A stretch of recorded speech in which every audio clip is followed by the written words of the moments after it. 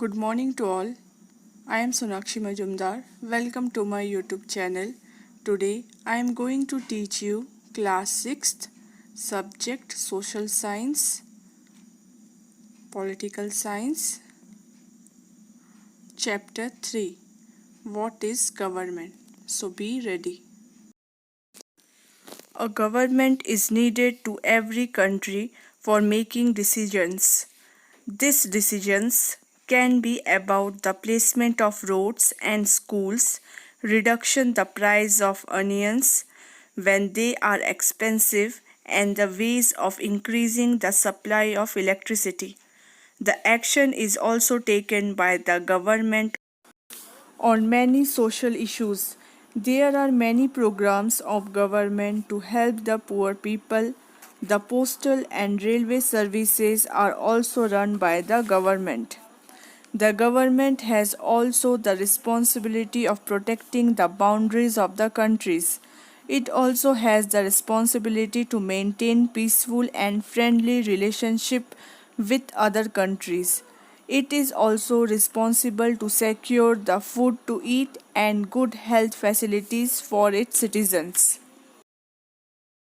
The government organizes aid and assistance at the time of natural disaster like the tsunami or an earthquake for the affected people. If there is a dispute or a crime, people take shelter in the courts. Courts are also part of the government. Perhaps you wonder how governments manage to do all these things and why it is compulsory to do so for them. Human beings live and work together, so there is a need to be some organization to make decisions. There are some rules to be made for everyone. It is needed to control the resources and protect the dominion of the country so that people feel safe and secure. The governments take this step for their people by exercising leadership, taking decisions, and implementing this among all people living in their dominion. Levels of government. You know that the government is responsible for so many different things. Can you think of how it manages to do all this? The works of government are done at different levels, at local level, at state level, and at the national level. The local level government works in our village, town, or locality. The state government works in an entire state like Punjab or Haryana. The national level government is related to the whole country. Later in this book, you will find out how local government functions, and in your next class, you will come to know about the functions of governments at state level and national level. Laws and the government. The government makes laws which are to be followed by every countryman. The government function in this way. Government has power to make decisions and to impose them. For example, there is law that all persons must have a license while driving a motor vehicle. If any person is caught driving a vehicle without license, he can either be jailed or fined a large sum of money. The government's power to make decision is not of much use without these laws. Government can take any actions. Beside these actions, there are many steps that people can take if they feel that a particular law is not being followed.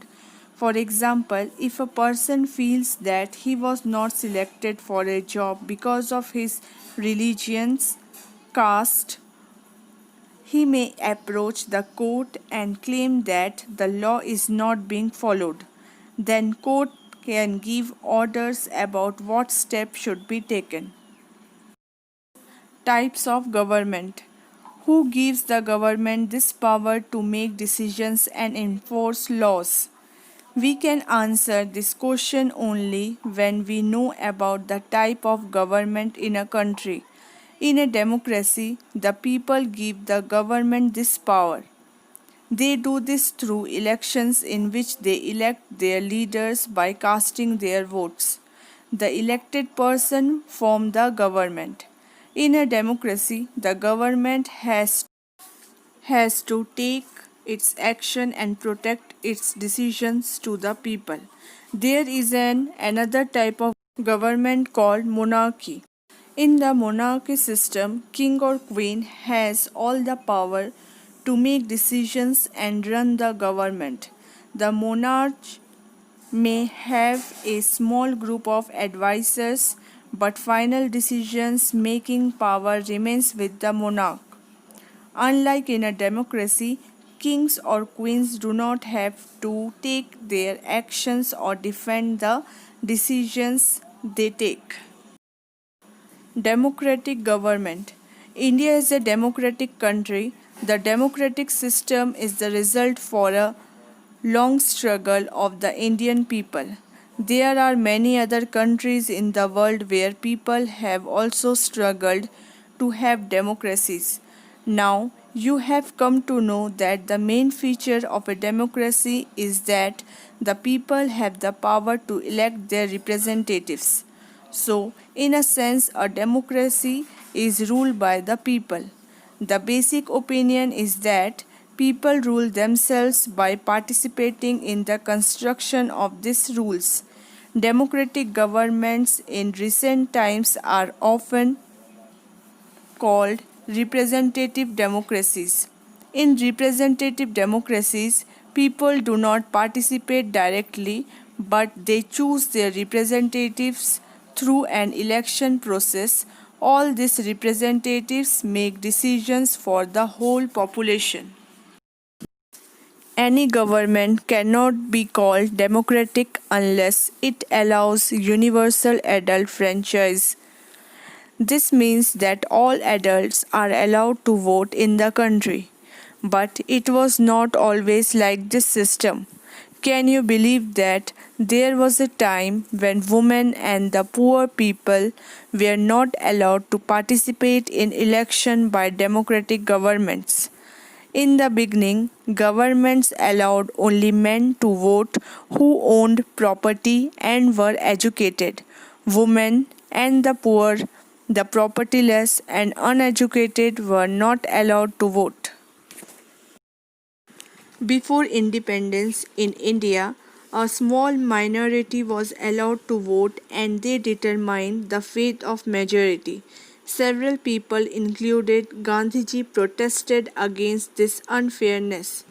They demanded that all adults must have the right to vote.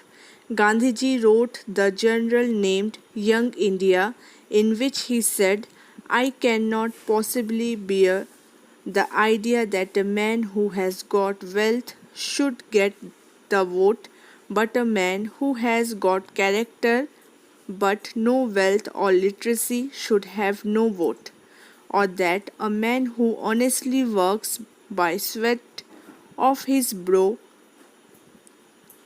day in day and day out should have the vote for the crime of being a poor man. So, after a long struggle, India got its independence. That's all for today. This chapter is completed. I will send you the PDF and you can complete your notes. Thank you.